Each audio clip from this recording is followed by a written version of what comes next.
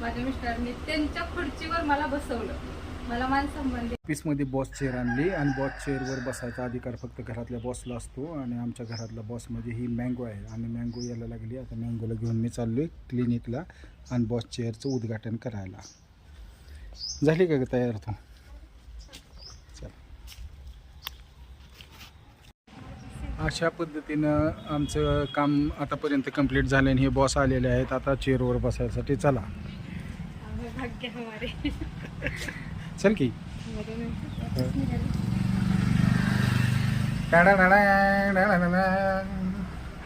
तर विराजमान व्हा टेबल आणि खुर्चीवर.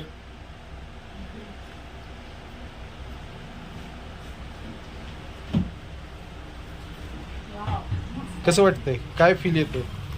वाटतंय हां मला खरंच माझ्या नवऱ्याचा अभिमान वाटतोय. हां त्यांनी मला ही मान सन्मान दिल्याबद्दल हां तुमचं खूप खूप अभिनंदन आहे. थँक्यू. थँक्यू ना.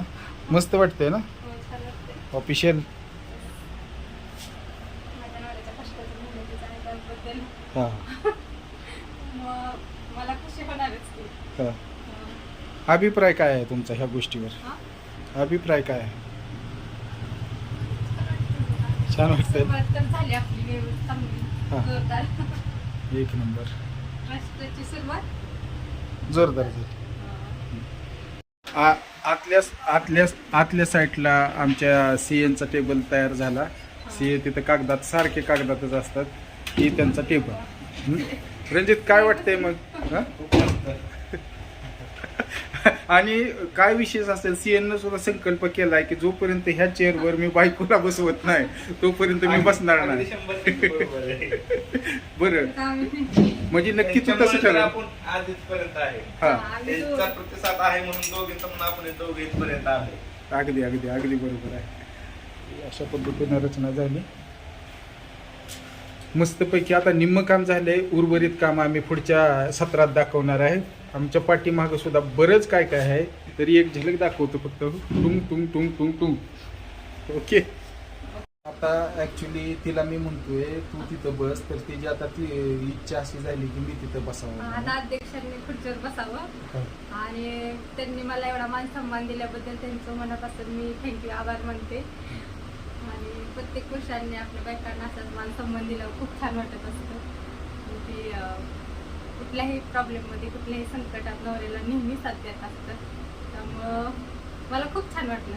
माझ्या मिस्टरांनी त्यांच्या खुर्चीवर मला बसवलं. मला मान सन्मान दिला त्याबद्दल मी त्यांचं मनापासून आभार मानते आणि थँक्यू. तर मस्तपैकी ओरिजिनल अध्यक्ष.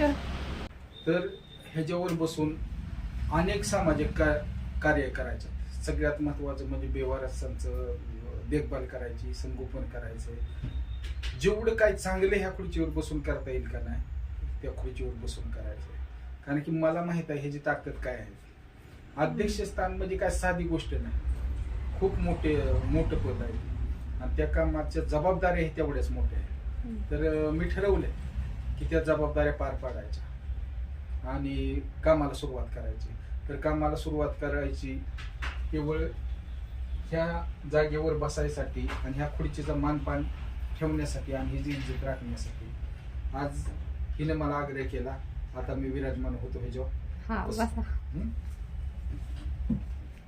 हे काय ताशे वाजवा. ताशे नगाडे ताशे वाजवा. अध्यक्ष बसलेला आहे त्यांच्या सिंहासनावर तुम्ही बघू शकताय.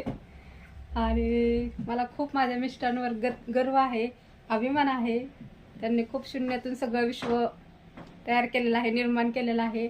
आणि आता नवीनच आम्ही जन्म घातलेला आहे आमच्या संस्थेला, जीवनधारा चॅरिटेबल ट्रस्ट. आता ह्याला फुलवायचं, मोठं करायचं ही काम आहे आमच्या डॉक्टरांचं. आणि त्यांना नेहमी माझा सपोर्ट असणार आहे. काय बोलायचं तुम्हाला? धन्यवाद. धन्यवाद.